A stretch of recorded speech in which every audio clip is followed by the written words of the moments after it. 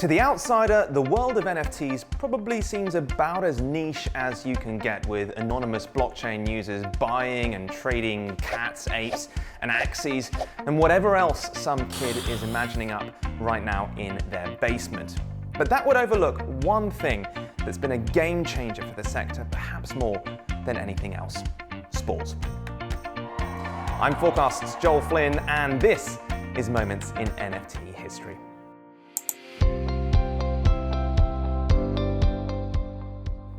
Today we're going inside baseball, Major League Baseball to be precise, to talk about MLB Champions, one of the original decentralized NFT apps, or dApps, vying for supremacy on the Ethereum blockchain. Baseball is getting into the crypto game. It's called MLB Crypto Baseball. Gamers will pay in Ether to buy digital avatars. So let's start with the when, which is August 2018, and the who, which is an LA company called Lucid Sight. Those guys had been making mobile games since 2015, but were about to team up with one of the biggest sports franchises in the world, the MLB. Kenny Gersh, MLB's executive VP of gaming and new business ventures, told Yahoo Finance in July that year that MLB had been looking for a way to get into the crypto world for some time. Others had largely been trading cryptocurrencies, but instead of accepting Bitcoin, Gersh settled on the idea of creating collectibles with Lucid Sight. "We're not in the speculation business," he said, "we're in the business of delivering baseball to fans. So this game is a more interesting intersection of blockchain technology and what we do." MLB had been worried about people coming to ball games and were looking at ways of boosting the involvement of fans, especially young ones. As Forbes pointed out in October 2018, attendances that year were below 70 million for the first time in a decade and a half. And now officially, the league blamed the cold weather for the substantial drop in numbers, but it was this original move behind the scenes to mint MLB NFTs that bosses were betting would help boost baseball's popularity. What MLB probably didn't know was that they and Lucid were about to create a groundbreaking new product.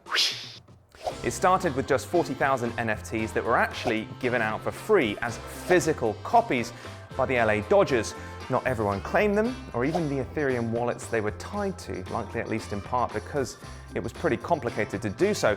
But in a reflection of the true beauty of the blockchain, all 40K still exist and are very much prized possessions among the community. Regardless, late 2018 marks the start of when MLB Crypto Baseball was born. And with it, MLB became the first big brand and the first sports franchise to license an NFT. Now, by all accounts, these things were pretty cool. Digital bobblehead figurines that could be looked at in AR, in VR, and that existed on Ethereum. They'd also earn their owners potential rewards based on the performance of their real-life counterparts, a sort of baseball fantasy league NFT. Now, fixed price listings of these NFTs were available from the start, but in addition, Lucid was also dropping new, rarer versions of players, driving engagement as buyers competed to get in at the start of these rare reverse auctions. It was, according to amateur YouTuber Ben Hex, addictive.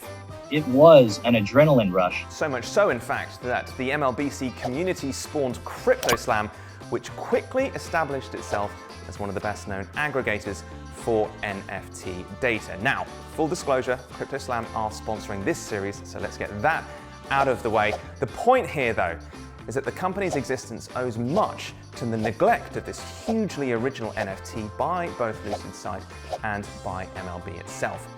Problems had emerged which left the users frustrated, not least with decisions that some said prioritized making Ethereum over community engagement, which ostensibly had been the original goal. And there were tensions too between MLB and Lucid Sight.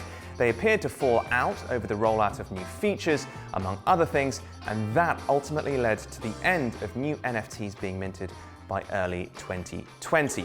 So the popularity of MLB Champions dwindled right until the so-called NFT mania during the COVID-19 pandemic. But by then, MLB had officially severed ties with Lucid and instead turned to Topps and Candy Digital for future partnerships. Some reckon the failure of MLBC was the result of Lucid being too early to the party. If they'd held their course or even just started the project a year later than they did, they could have capitalized more comprehensively on the pandemic's NFT boom.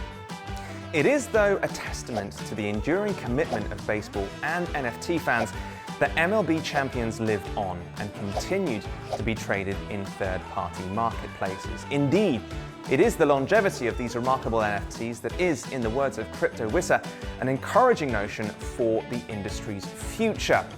But it's also perhaps an indication that for many it is passion, not profit, that is at the heart of this blockchain revolution.